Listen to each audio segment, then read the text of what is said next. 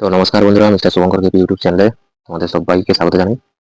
তো তুমি যদি একজন প্রকৃত পুলিশ অ্যাসপিরেন্ট হয়ে থাকো, আজকের ভিডিওটা শুধুমাত্র তোমার জন্য। এবং একজন সিরিয়াস ক্যান্ডিডেট যে একদম মরিয়া জবটা পাওয়ার জন্য 85 নম্বর পরীক্ষার জন্য কত নাম্বার সে টার্গেট করে চলবে, তারই জন্য আজকের এই ভিডিওটা। তো কথা দিয়ে গেলাম, ভিডিওটা যথেষ্ট ইন্টারেস্টিং হবে।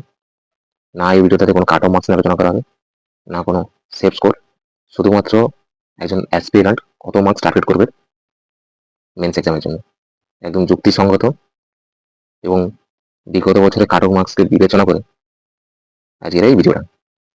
তো তাহলে চলো শুরু করা যাক। প্রথমেই দেওয়া হচ্ছে cut off marks. Cut off marks সত্যি কারো পক্ষেই বলা সম্ভব নয়। কাট অফ মার্কস নির্ধারণ হয় কোশ্চেনের প্যাটার্নের উপর এবং পরীক্ষায় উপস্থিত ক্যান্ডিডেটরা কি পরিমাণ কোশ্চেন অ্যাটেম্প করেছে এবং কত করে মার্কস পাচ্ছে তার উপরে ডিপেন্ড করে। তাই পরীক্ষার আগে কাট অফ মার্কস কারোর পক্ষে বলা সম্ভব নয়। এরপর এলাম সেফ স্কোর। সেফ স্কোর মানে এই নাম্বারটা পেলে আমি সেফ। এটাও আজকের টপিক নয়। তার আজকের টপিকটা কি? আজকের টপিক হচ্ছে টার্গেট মার্কস। টার্গেট মার্কস কি? যে আমার এই 85 নম্বর পরীক্ষায় আমি কত মার্কসকে টার্গেট করে বলে আমি একদম নিশ্চিন্ত জায়গাটা থাকবো। কত মার্কসকে আমি টার্গেট করে বলে আমাকে ইন্টারভিউর উপর ডিপেন্ড করতে হবে। তাহলে চলো টার্গেট মার্কসটা জেনে নেওয়া। তবে এই টার্গেট মার্কস জানার জন্য আমাকে একটু পিছিয়ে যেতে হবে। বিগত কয়েক বছর রিক্রুটমেন্টের কাট অফ মার্কস কেমন ছিল সেটা দেখতে হবে। যেমন আমরা প্রিভিয়াস ইয়ারের কোশ্চেন ফলো করে বুঝতে পারি কি ধরনের কোশ্চেন আসতে পারে, কোথা থেকে আসতে পারে, ঠিক সেই রকমই বিগত বছরের কাট অফ মার্কসগুলো দেখলে আমরা একটা অনুমান করতে পারি যে এত টার্গেট মার্কস আমরা করতে পারি।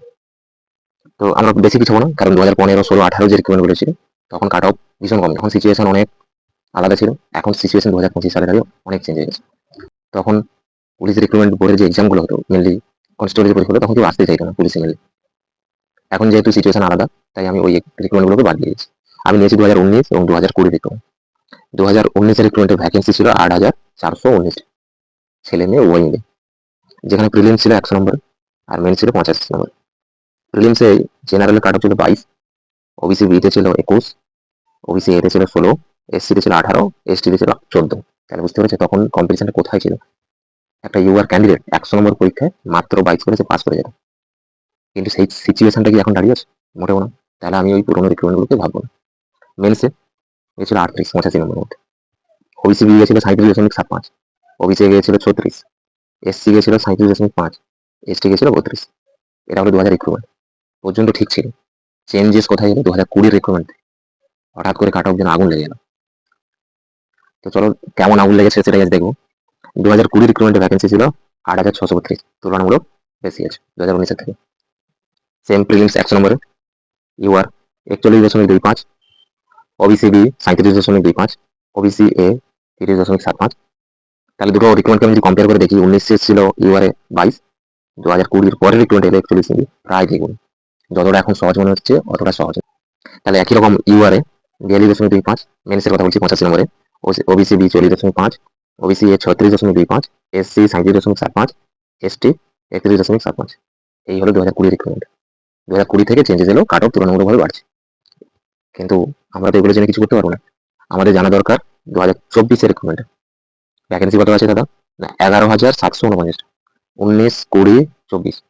বাকি দুটো বছরের থেকে ভ্যাকেন্সি অনেকটাই বেশি। বেশি মানে অনেকটাই বেশি। 2024-এর মতো ভ্যাকেন্সি কোনো ইয়ারেই ছিল না। তাহলে ভ্যাকেন্সি যারা তো বেশি, তাহলে কাট অফ মার্কস নিশ্চয়ই কম আছে? না, উল্টে কাট অফ বেশি আছে। কারণ 2020 দাঁড়িয়ে একটা ক্যান্ডিডেট আছে কম্পিটিটিভ এক্সাম যতটা অ্যাভেলেবল ছিল 2025 তার থেকে অনেক অনেক বেশি অ্যাভেলেবল আছে। Coaching centre, YouTube videos, batch, mock test, set paper, PDF available. প্রতিটা ছেলের কাছে যথেষ্ট অ্যাভেলেবল আছে। তাই তারা বাড়িতে বসেই প্রিপারেশন নিতে পারছে এখন। তার আগে আমাদের ভ্যাকেন্সি সম্পর্কে একটা জানতে হবে। এবং এখানে একটা সত্য যেটা কেউ বলেনি, সেটা তোমাদের কাজ বলবো। চলো সেই সত্যটা কি জেনে নেওয়া যাক। অনেকেই বলে যে দাদা ইউআরের ভ্যাকেন্সি তো অনেক কম, কিন্তু তুমি খেয়াল করে দেখো, যদি এইটা দেখো যে ইউআরের ভ্যাকেন্সি মাত্র 840, কিন্তু এটা খেয়াল করে দেখো UR, UR EC, UR NVF, home guard, ex serviceman, civic volunteer, sports quota সব মিলিয়ে যদি তুমি দেখো টোটাল আমাদের ভ্যাকেন্সি হচ্ছে প্রায় 3700-এর কাছাকাছি। এটা ইউআর কেন বলছি? কারণ এই যে ইসি, কারণ হচ্ছে তোমার ধরো এই যে ইসি 1017, এবার হচ্ছে NVF 672, ex serviceman 336, civil volunteer 672 এবং স্পোর্টস কোটা 168। এগুলো কোটা কখনোই পূরণ হয় না। তুমি যদি ধরো 10% কোটাও পূরণ হয় না। যদি এগুলো না পূরণ হয় প্রত্যেকটা গিয়ে যাবে 840 এবারে। তাহলে আমি যদি দরকার খাতিরে 3700 জনে যদি 700 জন এক্সট্রা করি 3000 সিট ইউআর জন্য থেকে যাচ্ছে। তাই ওই প্যানিক করার কোনো জায়গা নেই যে ইউআরে শুধুমাত্র 840টাই সিট রয়েছে, 3700টার কাছাকাছি সিট পাচ্ছ। আর এই যে সমস্ত কোটাগুলো দেখছো এগুলো কোটাতে 10% সিটও ভর্তি হয় না। তাই এত কিছু প্যানিক করবে না, সমস্ত সিট ইউআর কোটাকেই ভর্তি হয়। সিমিলার একই রকম ভাবে তুমি এসসির ক্ষেত্রেও সেম, এসটির ক্ষেত্রেও সেম, ওবিসির এ ওবিসি বি সমস্ত ক্ষেত্রে কিন্তু সেম। তাই ভ্যাকেন্সি নিয়ে আশা করি প্যানিক করা কমবে এবার থেকে। এবার হচ্ছে মেন্সের টার্গেট স্কোর, যারা এতক্ষণ ধরে ধৈর্য ভিডিও দেখছিলে তাদের জন্য এবার মেন টপিক। তোমরা জানোই 85 নম্বরের মেন্স, ম্যাথ হচ্ছে 25, জিআই হচ্ছে 25, জিকে হচ্ছে 25, ইংলিশ হচ্ছে 10। দেখো ম্যাথ আমার 25, 20 নম্বর আমি ম্যাথে টার্গেট করবো। রিজনিং 25, সবাই ভালো পারে, আর্টস সায়েন্স আমার সমস্ত ব্যাকগ্রাউন্ডে স্টুডেন্ট ভালো পারে, 23 টার্গেট রাখবো। জিকেতে 20, ইংলিশে 5, টোটাল দেখো 68 নাম্বার তোমার টার্গেট হচ্ছে। যেটা আমার এখানে তো ম্যাথে 20, আমি আর্টস ব্যাকগ্রাউন্ড, ওখানে যেমন তোমার 20 অনেক বেশি মনে হচ্ছে। যদি ওখানে 2-3 নম্বর কমে তাহলে তোমাকে জিকেতে 2-3 নম্বর বাড়াতে হবে বা জিআইতে ফুল মার্কস নিয়ে আসতে হবে।